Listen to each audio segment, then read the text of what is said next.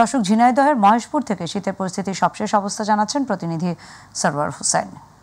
যেমনটি জানাচ্ছিলেন, দক্ষিণ পশ্চিমাঞ্চলের জেলা ঝিনাইদহের মহেশপুর প্রচণ্ড আসলে ঠান্ডা শুরু হয়েছে। দিনের বেলায় স্বাভাবিক সহনীয় আপনার পর্যায়ে থাকলেও সন্ধ্যার পর থেকে আসলে প্রচণ্ড আপনার ঘন কুয়াশা এবং ঠান্ডা শুরু হয়েছে। রাস্তাঘাটে আসলে সাধারণ মানুষ আসলে কাজ না থাকলে বেরিয়ে বাইর হচ্ছে কম। আমরা হাসপাতালে কথা বলেছি, হাসপাতাল সূত্র আমাদের যেমনটি জানিয়েছেন, যারা শিশু এবং বয়োবৃদ্ধ হাসপাতালে আসলে ঠান্ডাজনিত কারণে ভর্তি হচ্ছে। এই মুহূর্তে একটু দেরি করে যদি শিশুরা এবং বয়োবৃদ্ধরা উঠত, তারা আসলে শারীরিকভাবে আসলে ভালো থাকবে।